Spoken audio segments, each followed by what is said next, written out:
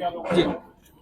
देखिए, गुरदासपुर में मेरा आना पंजाब में दूसरी बार हुआ है, जिसमें गुरदासपुर में आज आया हूँ और ख़ास तौर से बाढ़ग्रस्त क्षेत्र और बाढ़ से पीड़ित जो ऐसे परिवार हैं, किसान परिवार हों या अन्य, उनको साथ बातचीत करके और क्या स्थिति उनकी है और अब तक का मूल्यांकन की स्थिति क्या है और उनके नुकसान का जायजा भी लेने, मौके पर देखने के लिए भी मैं इससे पहले लुधियाना गया था।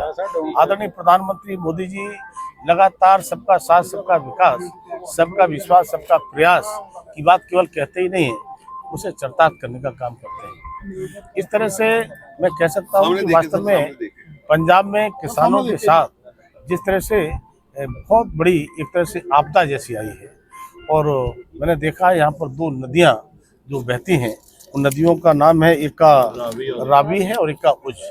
तो दोनों नदियों का जो पानी एक साथ बनता है, अगर सच में इन नदियों के पानी बरसात आने से पहले इनकी ठीक प्रकार से बांध बने होते, इनकी मरम्मत हुई होती, इनकी सफाई हुई होती, तो शायद आज जो विकराल रूप देखने को मिला है, ये रूप देखने को नहीं मिलता।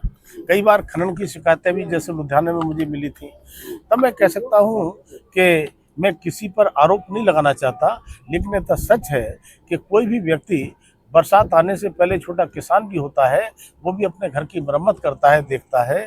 तो सरकारों की जिम्मेदारी भी होती है कि हम अपने प्रदेश की रक्षा करें, प्रदेश की नदियों को देखें। लेकिन यहाँ पर कहीं न कहीं चूक हुई है। वो चूक होने का कारण हुआ है कि किसान बहुत बड़ी तादाद में, पूरे पंजाब का जो आंकड़ा आया है, लगभग 4 लाख एकड़ भूमि या तो कट गई है या पानी भर के उसका पूरा नुकसान हुआ है। 35,000 एकड़ के आसपास इसी क्षेत्र में फसल नष्ट हुई है। मैं देख रहा हूँ जहाँ धान की पैदावार 25 कुंटल से लेकर के 335 कुंटल तक की होती थी पर एकड़, आज घट कर के उसकी लगभग आधी रह गई है। इसीलिए इसे गन्ना की खेत में देख रहा हूँ, गन्ना में पानी अभी भरा हुआ है, गन्ना जैसे जैसे धूप पड़ रही है सूखता चला जा रहा है। तो मैं कहूँ जाने की बात होगी अब केंद्र सरकार। पंजाब सरकार ये कह रही है कि ये 1600 करोड़ रुपया जारी किया केंद्र ने, वो कब तक मिलेगा?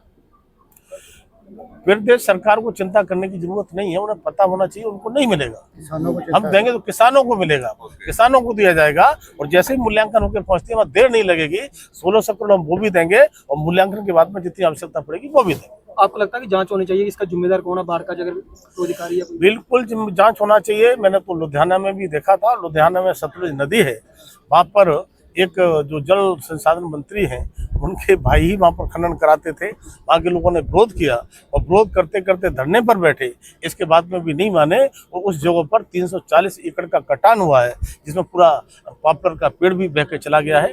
तब मैं सीधा सीधा आरोप नहीं लगाना चाहता, लेकिन जांच का विषय है, जांच हो, जांच में जो दोषी पाए जाए वो फिर बख्शना नहीं चाहिए, उसके लिए कड़ी से कड़ी सजा मिलना चाहिए।